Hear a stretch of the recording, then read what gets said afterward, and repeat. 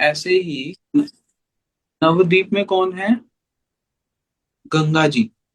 तो गंगा जी इस प्रकार से वहां पे प्रवाहित होती हैं कि वहां पर 9 द्वीप बन गए।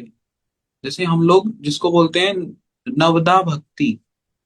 नवदा भक्ति जो है, उसी प्रकार से जो 9 द्वीप हैं वो क्या करते हैं, नवदा भक्ति के एक एक अंग को, नवदा भक्ति के एक एक रूप को क्या करते हैं, रिप्रेजेंट करते हैं। और यही नवद्वीप क्या है, अपराध भंजन स्थान। अपराध भंजन स्थान समझते हैं? जहां पर जो है इंद्र, जैसे इंद्र है, इंद्र ने क्या किया, इंद्र ने ब्रज में क्या किया, मेघ भेज करके ब्रजवासियों को कष्ट दिया। तो उसके हृदय में हुआ कि मैंने तो बहुत बड़ा अपराध कर दिया, मैंने तो बहुत बड़ा अपराध कर दिया। तो स्वयं इंद्र ने जाके वहां पर नवद्वीप में, हाँ, एक स्थान आता है गोद्रुम द्वीप। तो वहां पर जाकर के इंद्र ने क्या की, तपस्या की। किस लिए की? अ, ताकि वो जो उन्होंने अपराध किया था उसको भगवान क्षमा कर दे। तो ये कोई ऐसा वैसा स्थान नहीं है नवद्वीप, ये बहुत श्रेष्ठ स्थान है। और जो नवद्वीप के बिल्कुल सेंटर में जो है उसको बोला जाता है अंतरद्वीप, यानी कि मायापुर। और मायापुर के बिल्कुल सेंटर में क्या है, योगपीठ। योगपीठ कौन सा स्थान है, जहां पर श्री चैतन्य महाप्रभु जी प्रकट हुए। तो इसीलिए इसकी बहुत महिमा है। हमारे परम गुरु जी ने ग्रंथ लिखा है, अभी जो सब लोगों को पढ़ना चाहिए, उसका नाम है नवदीप महात्म्य। जब हम उसको पढ़ते हैं तो हमें पता लगता है कि ये नवदीप कोई ऐसा वैसा स्थान नहीं है जहाँ पे महाप्रभु जी आए, ये बहुत श्रेष्ठ स्थान है। कहा जाता है जब प्रलय आती है तो उस समय भी नवदीप धाम को कुछ भी नहीं होता। जब प्रलय होती है, सारा जगत जब जल में हो जाता है, उस समय भी नवदीप धाम वैसे का वैसा ही रहता है। और और क्या है, वहीं पर श्री चैतन्य मठ, जो हमारे प्रभुपाद जी ने सबसे पहला मठ स्थापित किया, वो भी वहीं पर है। हमारे आचार्यों ने जहां जहां पे लीला हुई महाप्रभु जी की, वो वाले सारे के सारे स्थान वहां पे हैं। श्रीवास आंगन है वहां पे, जहाँ पे महाप्रभु जी घंटों घंटों कीर्तन किया करते थे। हाँ, तो जब हम सुनते हैं वहां पे लीलाएं सब, तो हृदय में अपने आप से क्या होता है, बड़ा उत्साह आता है। तो अभी कल हमने थोड़ा थोड़ा सुना था इस विषय में, अभी इसी को थोड़ा हम आगे श्रवण करेंगे। हमारे साथ वासुदेव प्रभु जी हैं, वो थोड़ा हमें श्रवण कराएंगे। हरे कृष्ण।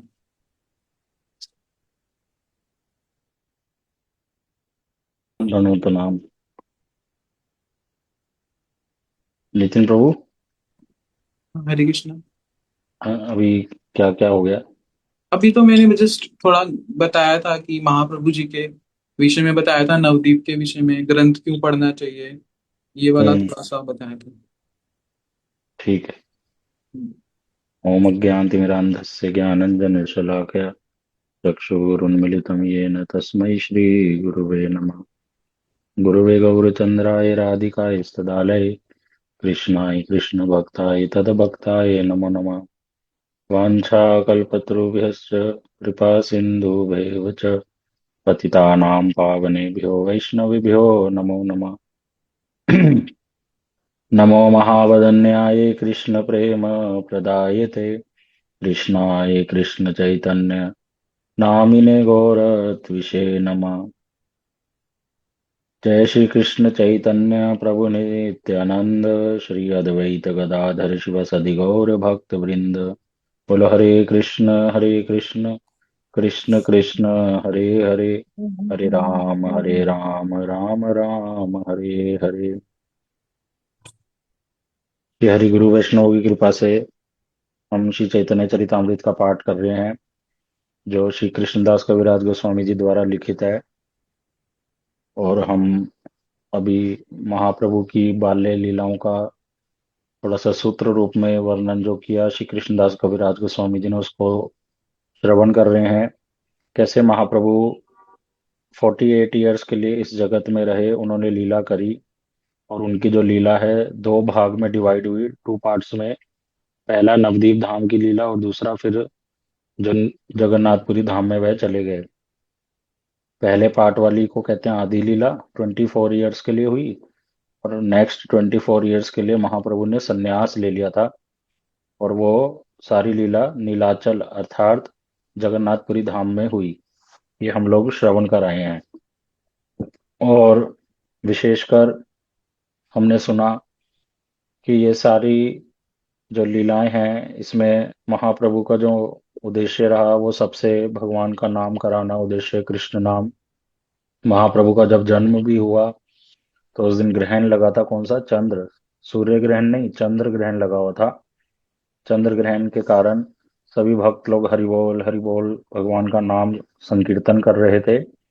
तो महाप्रभु के जन्म से जस्ट पहले ही महाप्रभु ने भगवान के नाम का इस जगत में उदय करवा दिया, उसको प्रकटित कर दिया। जिस उद्देश्य को लेकर आए, शुरू से ही महाप्रभु ने उस उद्देश्य को पकड़ के रखा। और छल से हो, बल से हो, जैसे भी हो, जैसे तैसे महाप्रभु ने अपनी बाल्य लीला में जब वो क्रंदन करते, रोने लगते, तो कैसे चुप होते थे ये भी हमने सुना। जब आसपास जो भी लोग होते थे वह भगवान का नाम जब लेते तभी महाप्रभु चुप होते, वरना नहीं। इसलिए उनका एक नाम हो गया गौर हरि, कि हरि हरि ध्वनि सुनकर जो जो बालक चुप हो जाता है उसका नाम क्या है, गौर हरि। गौर हरि, गौर क्यों, ये सुना था हमने, क्योंकि उनके शरीर का रंग कैसा है, गौर वर्ण, गौर कलर का, तो इसलिए गौर हरि उनका नाम रख दिया गया। फिर हमने सुना कि कैसे महाप्रभु फिर पढ़ाई करने के लिए विद्यालय में जाते, और स्टूडेंट का काम भी करते और एज ए टीचर का भी काम करते। अपने साथ अपने जो सखा थे या छोटे जो उनसे थे उनको पढ़ाते, और पढ़ाते पढ़ाते जो भी बातें उनको पढ़ाते उसका सारा संबंध कृष्ण नाम से करके बतला देते। और इसी बात को श्री जीव गोस्वामी जी, जो हमारे गोस्वामी हुए, हमने सुना, उन्होंने एक ग्रंथ लिखा, हरि नाम अमृत व्याकरण। देखो यहाँ लिख रहे हैं, शिष्यों को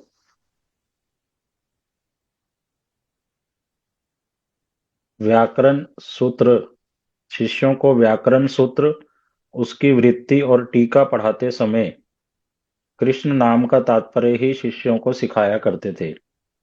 तो अमृत प्रभा भाष्य, ये किसने लिखा है, शिला भक्ति विनोद ठाकुर जी ने, हमने सुना था। तो भक्ति विनोद ठाकुर जी बड़ा सरल करके समझा रहे हैं कि श्री कृष्णदास कविराज गोस्वामी जी यहाँ क्या कहना चाह रहे हैं। तो कह रहे हैं, जब महाप्रभु अपने शिष्यों को व्याकरण के फॉर्मूलाज सिखाते, उससे संबंधित सारी बातें बड़ा बताते और उनकी टीकाओं को जब पढ़ाते, तो उसका सारा संबंध कृष्ण नाम से कैसे है वो सारा महाप्रभु अच्छे से बताते। कह रहे उसी शिक्षा का आश्रय करके श्री जीव गोस्वामी जी ने बाद में, क्योंकि श्री जीव गोस्वामी जी तो बाद में आए, तो उन्होंने बाद में लघु एवं बृहत नाम से दो हरि नाम अमृत व्याकरण की रचना करी। तो दो ग्रंथ लिखे, जिसका नाम क्या है, लघु हरिनाम अमृत व्याकरण, और दूसरा है बृहद हरिनाम अमृत व्याकरण। ये दो ग्रंथ श्री जीव गोस्वामी जी ने कैसे लिखे, जो महाप्रभु ने ही अपने शिष्यों को सिखलाया था, वो सारा एज इट इज व्याकरण के माध्यम से जो महाप्रभु कृष्ण नाम की महिमा का गान करते थे, वो सारा ग्रंथ में किसने लिख दिया, हम लोगों पर कृपा करने के लिए श्री जीव गोस्वामी जी ने। हम लोग जो अभी स्कूल्स में व्याकरण पढ़ते हैं या जो हमें सिखाया भी जाता है, वो सब इस जगत की शिक्षा है, वो सारा इस जगत तक ही रह जाता है, इस 14 भुवन तक। लेकिन महाप्रभु ने ये जो सारी शिक्षाएं, ये आती कहाँ से हैं, भगवान से ही आती हैं। तो उसका जो रियल एसेंस है वो महाप्रभु ने बताया कि ये सारा रियल एसेंस, व्याकरण पढ़ना या कुछ भी पढ़ना, ये क्या है, भगवान के नाम से संबंधित है, इसका सबका संबंध भगवान से ही है। तो वो सारा कुछ श्री जीव गोस्वामी जी ने लिख दिया अपने दो ग्रंथों में, जिनका नाम है लघु हरिनाम अमृत व्याकरण और बृहद हरिनाम अमृत व्याकरण। इन दोनों व्याकरण ग्रंथों का अध्ययन करने से हम बद्ध जीवों में शब्द ज्ञान और कृष्ण भक्ति उदित होती है। तो ऐसे ग्रंथ को पढ़ने से क्या होता है, भगवान की कृष्ण भक्ति हमें प्राप्त होती है। और शब्दों का ज्ञान, कि जो ये शब्द हैं ये कैसे कृष्ण से ही संबंधित है सारे, ये पता चलता है। जैसे गुरु जी बार बार बतलाते हैं कि ये जो गुरु शब्द है, जो गुरु शब्द हम सुनते हैं, ये सबके लिए प्रयोग नहीं होता है। जैसे इस जगत में बहुत से लोग बोल देते हैं, जैसे कोई जिम जिम जाते हैं जब, या अखाड़े में जो लोग जाते हैं तो क्या कहते हैं, ये हमारे गुरु हैं जी, ये मेरे गुरु जी हैं। या जो ट्यूशन पढ़ाने वाले हैं उनको बोल देते हैं ये मेरे कौन है, गुरु हैं। तो ये गुरु शब्द सबके लिए प्रयोग नहीं होता, गुरु जी बताते हैं। ये गुरु शब्द रिजर्व्ड है केवल सदगुरु के लिए। सदगुरु अर्थात जो कृष्ण के भक्त हैं, उन्हीं के लिए ये रिजर्व्ड है। इसको हम किसी और के लिए यूज नहीं कर सकते। इसको बोलते हैं प्रोस्टिट्यूशन ऑफ वर्ड्स, ये शब्दों की वैश्यावृत्ति।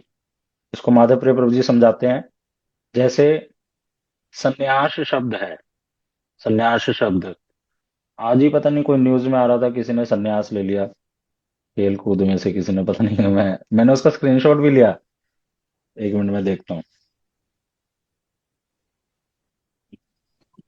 कोहली ने। हैं? किसने? कोहली ने कह रहे हैं। कौन कह रहा है?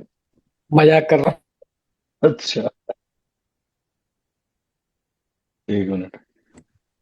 नहीं नहीं, साइना नेहवाल ने संन्यास लिया, ये लाइन आ रही है। तो ये मैंने स्क्रीनशॉट लिया। वो उस जैसे ही वो आया मैंने देखा कि ये तो वही है जैसे गुरुजी बतलाते हैं। तो गुरुजी तो जब उदाहरण देते हैं वो सचिन तेंदुलकर का देते हैं, कि भी जैसे सचिन तेंदुलकर ने संन्यास लिया, ऐसा बोला जाता है ना कि उसने संन्यास ले लिया। लेकिन फिर हम थोड़े दिनों बाद देखते हैं वो फिर से खेलने के लिए दोबारा ज्वाइन कर लेते हैं, फिर से संन्यास ले लेते हैं। तो ये संन्यास शब्द का जो असली अर्थ है वो यहाँ पर प्रयोग नहीं होगा बद्ध जीव के लिए। संन्यास शब्द अपने आप में भगवान के धाम का ही शब्द है, और इसको अगर हम जगत के जीवों के लिए यूज करते हैं तो उसको क्या हेडलाइन देते हैं, प्रोस्टिट्यूशन ऑफ वर्ड्स, शब्दों की वैश्यावृत्ति। मतलब शब्द का गलत प्रयोग करना, उसको जहां पे लगाना है वहां न लगाकर अपने मन के अनुसार कहीं भी लगा देना। तो ये संन्यास शब्द अपने आप में पूर्ण पवित्र कितना बड़ा शब्द है, ये केवल भगवान के भक्तों के लिए लगता है। संन्यास का मतलब जिन्होंने भगवान की सेवा का व्रत ले लिया है, भगवान मुकुंद की सेवा का जिन्होंने हमेशा के लिए व्रत ले लिया, एक क्षण भी जो वेस्ट नहीं करते उनको सन्यासी कहा जाता है। कि इन्होंने अब सन्यास का आश्रम ग्रहण किया है, कि इन्होंने व्रत धारण किया है, दृढ़ व्रत, कि अब मैं कभी भी इस संसार में नहीं पड़ूंगा और एक सेकंड भी, एक क्षण भी भगवान की सेवा के बिना नहीं जाएगा मेरा। तो बताओ, वो सचिन तेंदुलकर या ये साइना नेहवाल, इनका भगवान से क्या लेना देना, जो ये संन्यास शब्द इनके साथ हम प्रयोग कर दें? तो ये गड़बड़ है। ऐसी गुरु शब्द, ऐसे बहुत से शब्द हैं जिनको हम गलत प्रयोग कर देते हैं। तो यही बात यहाँ कह रहे हैं, जब जीव इस व्याकरण को पढ़ता है जो जीव गोस्वामी जी ने लिखे है, उसको शब्दों का ज्ञान होता है, शब्दों का ज्ञान हो लगता है। जैसे जैसे हम गुरु जी से कथाएं सुनते हैं तो हमें बहुत सी बातें पता चलती हैं, शब्दों का ज्ञान होता है, किस समय क्या करना है, क्या बोलना है। और ये भगवान के ही धाम के लिए, भगवान के धाम का शब्द है, इस जगत के जीवों का लिए नहीं है। तो वो सारा महाप्रभु ने अपने शिष्यों को समझा दिया। तो इस प्रकार से महाप्रभु पढ़ाते समय भी क्या करते, भगवान के नाम की महिमा का सबको वितरण करते। तो उनके आगे कह रहे हैं, जारे देखे तारे कहे कहे कृष्ण नाम, कृष्ण नामे भाषाई लो नवदीप ग्राम। कह रहे जिसे भी देखते उसी को कृष्ण नाम उच्चारण करने के लिए कहते। इस प्रकार प्रभु ने समस्त नवदीप ग्राम के लोगों को कृष्ण नाम में आप्लावित कर दिया। तो किसी को भी नहीं छोड़ते। ये चैतन्य भागवत में अच्छे से पूरी लीला आती है इसके बारे में, कि महाप्रभु कैसे सबसे हरि नाम कराते थे। आगे कह रहे हैं, किशोर वयस में प्रभु ने संकीर्तन आरंभ किया, और रात दिन, अभी अभी महाप्रभु ने देखो अभी तक संकीर्तन नहीं करा था। संकीर्तन शब्द का अर्थ होता है बहुत से लोगों के साथ मिलकर कीर्तन करना। अभी वो सब वो नहीं शुरू करा। बालक, जब बालक थे तो रोते थे, तो उस समय कृष्ण नाम सुनकर ही चुप होते थे। फिर जब पढ़ाई करने लग गए, तो अपने सखाओं को और अपने उनसे छोटी आयु को जो उनके शिष्य थे, उनको जब पढ़ाते तो व्याकरण के माध्यम से कृष्ण नाम की महिमा बताते। अभी तक संकीर्तन नहीं शुरू किया, और किसी भी व्यक्ति को मिलते तो उसको कह रहे कृष्ण नाम करो, छल बल से बोलते। अब किशोर अवस्था जब होगी, तो महाप्रभु ने संकीर्तन आरंभ कर दिया। और कैसे करा? कह रहे रात दिन, दिन रात भक्त वृंद मतलब भक्तों के ग्रुप के साथ प्रेम में नृत्य करते। नगर नगर में भ्रमण कर उन्होंने कीर्तन किया, और प्रेम भक्ति देकर त्रिभुवन, त्रिभुवन मतलब तीनों लोकों को निमग्न कर दिया। कह रहे महाप्रभु क्या करते, सभी भक्तों के साथ मिलकर क्या करने लग गया, अब संकीर्तन। और कैसे करते? प्रेम में डूबकर नृत्य कीर्तन करते हुए, खाली कीर्तन नृत्य भी करते। और कैसे? जैसे जिसको बोलते हैं ना नगर संकीर्तन भी हम लोग बोलते हैं। एक तो होता है एक स्थान पर बैठकर कर रहे हैं, और एक होता है नगर में इधर उधर जा जाके। जैसे अभी हमने श्रील गुरुदेव की तिथि पे क्या करा, और माधव प्रिय प्रभु जी ने गुरुदेव की तिथि के दिन पहले बैठकर कीर्तन हुआ बड़े अच्छे से मठ में। फिर उसके बाद कथा हुई गुरुदेव के विषय में, और उसके बाद 350-400 भक्त लोग जो आए थे उनको साथ में लेकर कहाँ गए, हम जो मठ के सामने से सड़क जाती है मेन रोड तक, गुरुदेव के चित्रपट को सिर पर धारण कर कर भक्तों के साथ क्या कर रहे हैं, हम नगर संकीर्तन। जिससे क्या होगा, जो लोग भक्त नहीं है, आसपास जो लोग थे वो हमारा वीडियो बना रहा है, कोई कृष्ण कृष्ण बोल रहा है, कोई हरे बोल रहा है, कोई राम बोल रहा है, करे ये हरे कृष्ण वाले आ गए हैं, कोई हमारे साथ ज्वाइन कर लिया। तो इस प्रकार से उन सबका क्या हो रहा है, कल्याण हो रहा है। तो उसी प्रकार से महाप्रभु इसी भावना से भक्तों को साथ में लेकर नगर नगर में भ्रमण कर उन्होंने कीर्तन किया, और प्रेम भक्ति देकर सबको, पूरे इस जगत को प्रेम भक्ति में डुबो दिया, महा कृष्ण की प्रेम में। अब देखो इसको समझाने के लिए और भी अच्छे से आ, बता रहे हैं श्री भक्ति विनोद ठाकुर जी। कह रहे श्री नवदीप धाम जानवी नदी के द्वारा घिरा हुआ है। जानवी मतलब गंगा जी। 16 कोस सीमा के अंतर्गत है। इसमें नवविधा भक्ति के पीठ स्वरूप अंतः सीमंत गोद्रुम मध्य कोल ऋतु जनु मोद्रुम और रुद्र, ये 9 द्वीप विराजमान है। इनमें से अंतर्द्वीप के मध्यस्थ श्री मायापुर गांव में श्री जगन्नाथ मिश्र का भवन है। इन सब नगरों में कीर्तन करके प्रभु ने प्रेम भक्ति के द्वारा तीनों भुवन को आप्लावित कर दिया।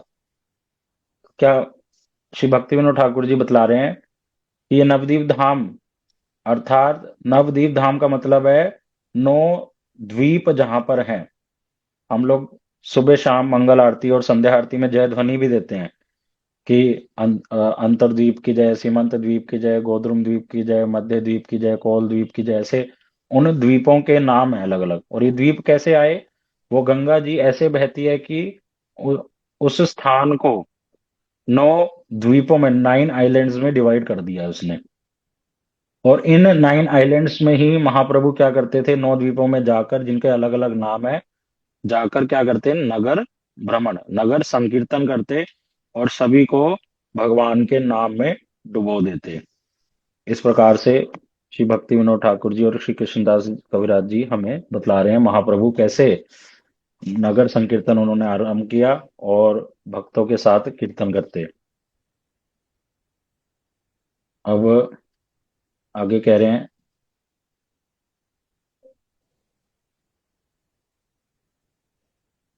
इस प्रकार 24 वर्ष तक प्रभु ने नवद्वीप के सभी लोगों को कृष्ण प्रेम रूपी नाम करवाया। तो अब महाप्रभु इसी प्रकार से नित्य प्रति, कोई ऐसे नहीं कि एक दिन के लिए किया फिर 7 डेज के बाद करेंगे, ऐसा नहीं। नित्य प्रति दिन रात यही नियम, यही सेवा थी कि 24 ईयर्स के लिए उन्होंने नवदीप धाम में ये लीला करी। ऐसे नहीं कि आज इच्छा थी तो चलो आओ सब मिलके करते हैं। कोई भी व्यक्ति, कोई भी अपना कुछ और कार्य नहीं करता। ऐसा नहीं कि मेरा बिजनेस है, मेरी जॉब है, ये सब नहीं। बड़े अच्छे से वर्णन आता है श्री चैतन्य भागवत में। सारे भक्त लोग, श्री गदाधर पंडित जी, श्री वास पंडित जी, उनका पूरा परिवार, श्री अद्वैत आचार्य जी, उनकी पत्नी, ये सब मिलकर और बहुत सारे भक्त लोग मिलकर महाप्रभु के साथ दिन रात ऐसे ही नाम संकीर्तन करते। और कितने वर्षों के लिए ऐसे हुआ नवदीप धाम में? 24 वर्षों के लिए। कह रहे अंतिम 24 वर्ष प्रभु ने सन्यासी बनकर रहे और भक्त वृंद के साथ नीलाचल में वास किया। नीलाचल में वास करते हुए 6 वर्ष तक निरंतर नृत्य, गीत व प्रेम भक्ति प्रदान की। फिर सेतु बंद से लेकर संपूर्ण गौड़ देश और वृंदावन तक भ्रमण कर प्रेम नाम प्रचार किया। यही 6 वर्ष की मुख्य लीला का नाम मध्य लीला है और शेष 18 वर्ष की लीला अंत्य लीला से नाम से जानी जाती है। इसमें से 6 वर्ष तक प्रभु ने भक्तों के साथ आनंद में नृत्य गीत करते हुए सभी को प्रेम भक्ति प्रदान की और बाकी बचे हुए 12 वर्षों में प्रभु ने नीलाचल में रहते समय स्वयं आस्वादन करने के छल से भक्तों को प्रेम की अवस्थाओं की शिक्षा प्रदान करी और दिन रात श्री कृष्ण के विरह की स्फूर्ति होने पर प्रभु उन्माद की भांति प्रलाप वचन कहते रहे। तो यहाँ मुख्य बात जो कह रहे हैं वो हम समझ लेते हैं। तो अब पहले के 24 वर्ष तो हमने समझ लिया कि कैसे करा। बालक थे तो क्रंदन करते, तो जब उनको चुप कराते तो केवल कृष्ण नाम से चुप होते, और जब थोड़े बड़े हो गए, शिक्षा ग्रहण करने लग गए और बच्चों को पढ़ाने भी लग गए, तो व्याकरण के माध्यम से कृष्ण नाम की महिमा का प्रचार किया। और फिर जब और बड़े हुए तो भक्तों के साथ मिलकर नगर नगर जाकर कृष्ण नाम की महिमा का सबको कृष्ण नाम में डुबो देते, संकीर्तन करते। इस प्रकार से 24 ईयर्स महाप्रभु के नवदीप धाम में बीते। अब महाप्रभु ने संन्यास ले लिया और महाप्रभु अब चले गए श्री जगन्नाथपुरी धाम में नेक्स्ट 24 ईयर्स के लिए। तो उस नेक्स्ट 24 ईयर्स में महाप्रभु ने उसमें भी कैसे संकीर्तन किया वो बताया गया है कि पहले 6 ईयर्स तो महाप्रभु क्या हुआ, भ्रमण किए, एक जगह रुके नहीं। नीलाचल जगन्नाथपुरी से कभी जाते दक्षिण भारत की यात्रा में, कभी जाते वृंदावन। तो ऐसे अलग अलग जगह जाकर महाप्रभु ने, देखो यहाँ एक शब्द है सेतु बंद से लेकर संपूर्ण गौड़ देश। सेतु बंद किस स्थान का नाम है? सेतु बंद का मतलब है रामेश्वरम। सेतु बंद मतलब जहां पे भगवान राम ने अपने भक्तों के साथ मिलकर सेतु का निर्माण किया था, बंधन किया था। सेतु मतलब ब्रिज। वहीं से लंका गए थे ना, तो श्री रामेश्वरम तक गए थे महाप्रभु। अभी हम 1-2 साल पहले गुरु जी के साथ भक्तों के साथ श्रीरंगम, श्री रामेश्वरम धाम गए थे। बड़ा सुंदर रमणीय स्थान है। तो वहां हम क्यों जाते हैं? देखो, एक कीर्तन आता है ना, एकादशी वाले दिन गाते हैं कि गौर आमार जय सब स्थाने करीलो भ्रमण रंगे, से सब स्थान हेरी वो आमी प्रणयी भकत संगे। तो हम लोग गौड़ीय संप्रदाय में दीक्षित हुए हैं, तो हमारा क्या कर्तव्य है ये इस कीर्तन में बतलाते हैं। ये कौन सा कीर्तन है? शुद्ध भक्त चरण रेणु भजन अनुकूल। उसमें ये लाइन आती है, गौर आमार जे सब स्थाने करीलो भ्रमण रंगे, से सब स्थान हेरिबो आमी प्रणयी भकत संगे। तो इसमें क्या बता रहे हैं? कह रहे मैं गौड़ीय संप्रदाय में दीक्षित हुआ हूं, और अगर मैं अपने आप को ये कहलाना चाहता हूं मैं महाप्रभु का भक्त हूं। अभी तो हम भक्त बनना चाहते हैं, पूर्ण रूप से नहीं बने। हम भक्त कब कहलाएंगे? जब हम 100% सारी महाप्रभु की शिक्षाओं को पालन करना सीख जाएंगे, अपने आचरण में आ जाएंगी। अभी कहाँ है? अभी नहीं आई। तो कह रहे अगर हम कहलाना चाहते हैं तो महाप्रभु जिस जिस स्थान पर भ्रमण रंगे, जिस जिस स्थान पर जाकर उन्होंने लीलाएं करी, केवल उन्हीं स्थानों पर ही जाऊंगा। केवल उन्हीं स्थानों पर मैं दर्शन करने जाऊंगा। ऐसे नहीं आज मेरा इस तीर्थ में जाने की इच्छा है, आज उस तीर्थ में, आज इस धाम में। वो दिखने में लगता है भक्ति हो रही है, लेकिन वो अपने मन के अनुसार ही है सब कुछ। वो भक्ति का अंग में नहीं आता। गुरु जी बतलाते हैं वो भक्ति नहीं कहलाएगा, वो अपने मन के अनुसार है कि आज मेरी इच्छा है वृंदावन चले गए, आज मेरी इच्छा है नवदीप चले गए, आज मेरी इच्छा है जगन्नाथपुरी चले गए, आज मेरी इच्छा है वहां चले गए, इधर चले गए, उधर चले गए। सबसे पहला पॉइंट तो ये बता दिया कि कहाँ जाएंगे? जहां पे चैतन्य महाप्रभु और उनके भक्त गए हैं। वही स्थान मेरे लिए जाने योग्य है। तो महाप्रभु वृंदावन भी, नवदीप में रहे, नीलाचल में रहे, ये सब स्थानों में हमें जाना है, ये तो अलाउड है। और भी जहां गए, धीरे धीरे हम समझ जाएंगे। पहले पॉइंट तो ये क्लियर हो गया कि हमें कहाँ जाना है। और फिर उसके बाद कह रहे कि ऐसे ही चले जाना है अपने मन के अनुसार इन जगहों पर भी। कह रहे नहीं, गौर आमार, मेरे महाप्रभु गौर आमार जे सब स्थाने करीलो भ्रमण रंगे, से सब स्थान, उन सभी स्थानों पे जाऊंगा। लेकिन कैसे जाऊंगा? से सब स्थान हेरी वो आमी प्रणयी भगत संगे। यहाँ भक्ति विनोद ठाकुर जी ने बतला दिया, जाएंगे कैसे जाएंगे? केवल गुरु जी के साथ जाएंगे, केवल भक्तों, श्रेष्ठ भक्तों के साथ। प्रणयी मतलब जो इस प्रेम में डूबे हुए हैं, महाप्रभु की लीला में डूबे हुए हैं, जो नित्य प्रति महाप्रभु की सेवा करते हैं, जिनका और कोई इस संसार में लेना देना नहीं है, वे प्रेमी भक्त। उन प्रेमी भक्तों के साथ जब हम ऐसे स्थानों पे जाएंगे जहां महाप्रभु ने लीला करी है, तो क्या होगा? वहां जाकर वे वहां की लीलाओं की कथाओं को सुनाएंगे। और वहां की जब लीला कथाओं को सुनाएंगे तो उसके कारण वो सारी कथाएं मेरे हृदय में जाएंगी, अर्थात वहां का प्रेम मेरे हृदय में आएगा। हम कार्तिक में सुनते हैं, नारद जी ने, श्री नारद मुनि जी ने भगवान से ये वर प्राप्त किया कि हे प्रभु, जहां जहां आपकी लीलाएं हुई हैं, उस स्थानों पर जब भी कोई आपके भक्तों के साथ जाएगा और आपकी कथाओं को सुनेगा, तो उससे क्या होगा? उसके हृदय में आपकी वो लीलाएं आ जाएंगी साक्षात रूप में। कोई बाहर से फिर हमें उसको स्मरण नहीं करना पड़ेगा, अपने आप हृदय में वो लीलाएं स्फुरित होंगी। तो इस प्रकार से ये नारद जी ने भी वरदान दिया। लेकिन यहाँ पे जो मेन पॉइंट मार्क करने वाला है, जो एस्टर सिक मार्क है, जो पॉइंट है, वो ये है, प्रणयी भक्तों के संग जाना पड़ेगा। वरना वो, फिर उसको बोला गया श्रम एव ही केवलम। श्रम एव ही केवलम का अर्थ होता है, वो फिर आप जाएंगे नवदीप धाम, आप जाएंगे जगन्नाथपुरी धाम, आप जाएंगे गोवर्धन, आप सब जगह जाएंगे, लेकिन भक्तों के साथ नहीं जाएंगे तो क्या होगा?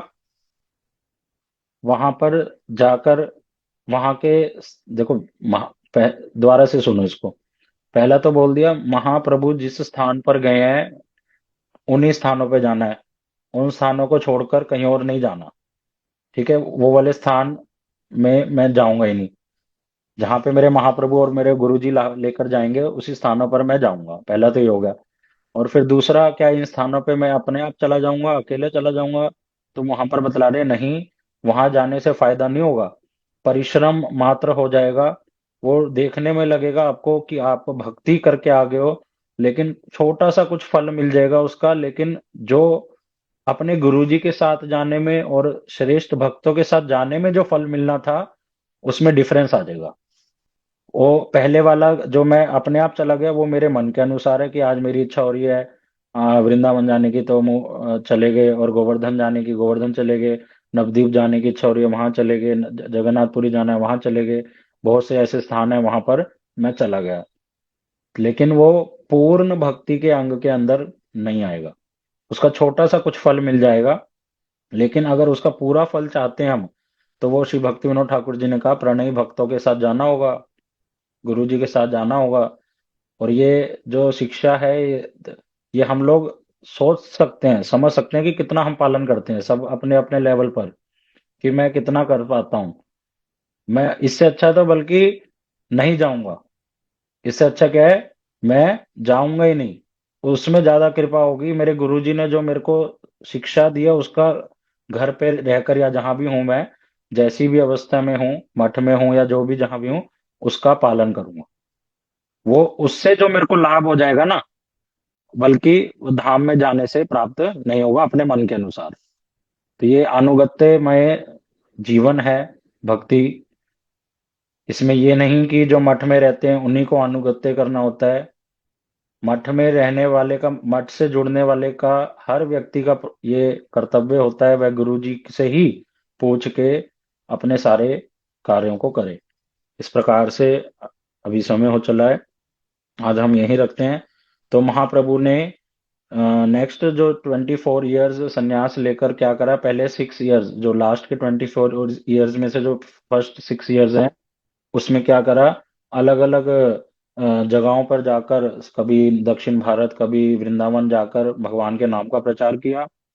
और फिर जो अब 18 वर्ष बच गए, उसमें से भी 6 वर्ष क्या करा महाप्रभु ने, रथ यात्रा वगैरह ये सब कर कर, बड़े जोर से नृत्य गीत कर कर कीर्तन किया। फिर लास्ट के जो 12 इयर्स बचे, उसमें महाप्रभु गंभीरा में रहते, श्री स्वरूप दामोदर जी राय रामानंद जी के साथ रहते और बड़े श्रेष्ठ भाव में डूबकर नाम संकीर्तन करते। इस प्रकार से आज हमने महाप्रभु की ये सारी बातों को सुना। श्री कृष्णदास कविराज गोस्वामी की जय, गुरुदेव की जय। श्री नितिन प्रभु कुछ कहेंगे? किसी का कोई प्रश्न है तो पूछ सकते हैं।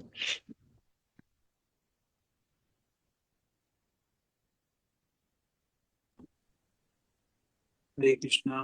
तो बड़े सुंदर रूप से हमने आज श्रवण किया। भक्तों के संग से जो है हम लोग, देखो, किसी भी स्थान पे जब हम जाते हैं, कोई भगवान की लीला स्थली है, तो हम जाते हैं, वहां पे प्रणाम किया, आ जाते हैं। लेकिन जब कोई भक्त होते हैं साथ में, तो वो क्या करते हैं, उनके हृदय में क्या है, हर समय भगवान की वो लीला, भगवान से जो प्रेम है ना, वो बहुत प्रगाढ़ होता है। उनकी लीला से भी प्रेम बहुत प्रगाढ़ होता है, वो जुड़े होते हैं। जैसे सुन रहे थे ना, जिसने संन्यास ले लिया, हर समय, हर क्षण, हर समय वो क्या कर रहे हैं, भगवान की सेवा में निमग्न है। उस समय जब वो उस स्थान पे वहां की कथा को सुनाते हैं, तो हमें असली दर्शन होता है वहां का। वहां की जो भावना है, जो वहां भगवान ने किया, गोपियों ने किया, राधा जी ने किया, जब हम वो सुनते हैं उनके मुख से, तो वो वाली भावना हमारे हृदय में आ जाती है। कहीं ना कहीं वो एक स्टोरेज हो जाती है, रजिस्टर्ड हो जाती है। तो इसीलिए कहा जाता है कि हमेशा कहीं भी जाएं, ज्यादा से ज्यादा क्या करना चाहिए, भक्तों के संग में जाना चाहिए। ज्यादा से भक्त ज्यादा सही। नहीं, ये ज्यादा से ज्यादा तो है ही नहीं अर्थ, यहाँ पे नियम ही यही है। हाँ हाँ। ज्यादा से ज्यादा का मतलब ये क्या, बीच में वो लूप होल आ गया ना, कि कभी कभी तो जा सकते हैं। ये सच्ची में नियम है, भक्ति विनोद ठाकुर जी बोल रहे हैं, भागवत जी बोल रही है। और हम लोगों की यहाँ पर कमियां होती हैं, हम लोगों की यहाँ पर कमियां होती है, और हम सोचते हैं भक्ति हो रही है, और नहीं, वो अपने मन के अनुसार ही सब कुछ चल रहा है। हम्म। तो कहा भक्त संजाते भक्त्या, कि जो भक्ति है वो भक्ति देवी है, वो क्या करती है, एक भक्त के हृदय से ही जो है कृपा स्वरूप हमारे हृदय में आ सकती है। तो इसीलिए कहा कि हमेशा भक्त पद धूलि, भक्त पद जल, भक्त भुक्त अविशेष, तीन महाबल। तो यदि हमें बल चाहिए साधन करने के लिए, तो क्या करना पड़ेगा, संग करना पड़ेगा। तो इसीलिए जो आज हमने श्रवण किया बड़े सुंदर रूप से, उसको पालन करना जरूरी है। तो आज यहीं पे रखते हैं क्लास को हम लोग। अगले वीक इसको फिर करेंगे। हरे कृष्ण। वो भोला प्रभु प्रभु जी कुछ कह रहे हैं। प्रश्न। हाँ हाँ जी, हाँ बोलिए जी। बोलिए। मैं प्रभु जी ये कह रही थी कि जैसे हम हम्म। सब गृहस्थ हैं, कई बार ऐसा संभव, कई बार क्या, काफी बार ऐसा होता है कि हमें अपॉर्चुनिटीज मिलती हैं, हम इतनी बड़ी परंपरा से जुड़े हुए हैं, लेकिन घर के उस प्रेमाइसिस से निकल पाना उन दिनों में मुश्किल होता है। तो ऐसे में हमारी क्या रिस्पॉन्सिबिलिटी होती है? जैसे अभी आपने बताया कि अदरवाइज जाएंगे तो श्रम एव केवलम है। हमारा प्रयास ऐसा रहता है कि जब संभव हो तब धाम में चले जाएं, और प्रयास ये भी रहता है कि कोई साधु वहां मिल जाए, कोई वैष्णव मिल जाए जो उस स्थान की महिमा और महात्म्य बता पाए। लेकिन अदरवाइज हम लोगों का फिर क्या कर्तव्य है? देखो, जो आपने क्वेश्चन किया है, जो मुझे समझ आया, जैसे अभी नवदीप धाम जाने के समय में क्या होता है, बच्चों के पेपर होते हैं, एग्जाम्स होते हैं इन दिनों, तो पेरेंट्स नहीं जा पाते हैं, ये समझ आता है मुझे। मुख्य बात यहाँ समझने की ये है, जैसे अब आप कह रहे हो मेरे को जब समय लगेगा तो मैं तब जा पाऊंगी, धाम की महिमा तो मैंने सुना हुआ है, हम लोग तब जा पाएंगे। हम लोग जाएंगे, जरूर जाएंगे, लेकिन भावना क्या रखनी है वो तो समझना होगा। ऐसे ही अपने मन के अनुसार कि आज मेरी इच्छा कर गई यहाँ जाना है, आज मेरी इच्छा कर गई उस धाम में जाना है, ऐसी भावना लेकर जाएंगे तो वहां पर धाम का दर्शन नहीं होगा, वहां की गंदगी देखोगे, वहां पर खाने पीने में ध्यान होगा, होटल्स में ध्यान होगा, वहां के साइट सीइंग में ध्यान होगा। वहां पर भावना जाकर पकड़नी पड़ेगी कि मैं किस उद्देश्य से जा रहा हूँ। ये संभव थोड़ी है गुरुजी हमेशा हमारे साथ होंगे। गुरुजी के विचार लेकर जाएंगे, ये बात यहाँ पर कह रहे हैं। फिजिकल प्रेजेंस होना जरूरी है, लेकिन जो उनकी शिक्षा है वो है क्या मेरे पास या नहीं। देखो, उदाहरण स्वरूप ऐसे बता देता हूं। हम गुरुजी के साथ जाएं सपोज, और धाम में ही गए हैं, और गुरुजी ऐसे ही धाम में लेके जाएंगे जहां महाप्रभु गए हुए हैं, और कहीं तो लेकर नहीं जाएंगे, और कहीं लेकर भी जाएंगे तो कुछ उद्देश्य होगा उनका। जैसे शिला भक्ति प्रज्ञान केशव गोस्वामी महाराज जी, मतलब हमारे परम गुरुजी के गुरुजी, वे क्या करते थे कार्तिक महीने में ना, कभी श्री बद्रीनाथ धाम, कभी अलग अलग ऐसे अलग अलग स्थानों पे जाते थे। लेकिन वहां तो महाप्रभु नहीं गए, वहां तो महाप्रभु गए नहीं, वे क्यों जा रहे हैं? लेकिन वो किस उद्देश्य से जाते थे ये देखना पड़ेगा, क्या भावना है। क्योंकि गुरुजी बार बार बोलते हैं एक्टिविटी इतनी इंपॉर्टेंट नहीं होती, उसके पीछे इंटेंट क्या है वो देखना पड़ता है। ये यहाँ पर हमारे ये सारा भावना का ही खेल है पूरा। ये जो भक्ति राज्य है भावना का राज्य है, जब तक वो नहीं आएगी। लेकिन अभी हम क्या है, ये पॉइंट कंप्लीट करता हूँ पहले। शिला भक्ति प्रज्ञान केशव गोस्वामी महाराज जी किस भावना से जा रहे हैं बद्रीनाथ धाम, और अलग अलग जगहों पे हर कार्तिक के महीने में जब आता है, हर साल जब कार्तिक आता है, क्यों वृंदावन में नहीं रह रहे? कह रहे इस भावना से जाते हैं, वहां जाकर पहले तो बद्रीनाथ धाम की महिमा बताएंगे, और फिर बताएंगे कि कैसे ये बद्रीनाथ धाम वृंदावन धाम से छोटा है। ये धाम कैसे वृंदावन धाम से छोटा है, है भगवान का ही धाम, लेकिन कैसे वृंदावन के माधुर्य के कारण ये बद्रीनाथ या अन्य स्थान छोटे पड़ जाते हैं। तो वहां पर जाकर क्या स्थापित कर रहे हैं? वे वृंदावन की महिमा ही स्थापित कर रहे हैं, इस उद्देश्य से जा रहे हैं। तो उनका वो स्थान पर जाना श्रेष्ठ हो गया। लेकिन मेरी तो ऐसी भावना नहीं है। अभी अभी तो मैं एडमिशन ही लिया इस स्कूल में, और मैं इस भावना से क्या जा पाता हूँ ऐसे स्थानों पर? गोवर्धन में ही चले जाऊं, चाहे चाहे वृंदावन चला जाऊं, वहां जाके क्या करते हैं? गुरुजी के साथ जाने पर भी देखो क्या होता है। ये हमारी कमियां हैं, ये अनर्थ होते हैं, क्या करें। तो गुरुजी के साथ भी गए परिक्रमा में, तो ध्यान परिक्रमा में ही है, सेवा में है, ठीक है। बीच बीच में क्या करेंगे?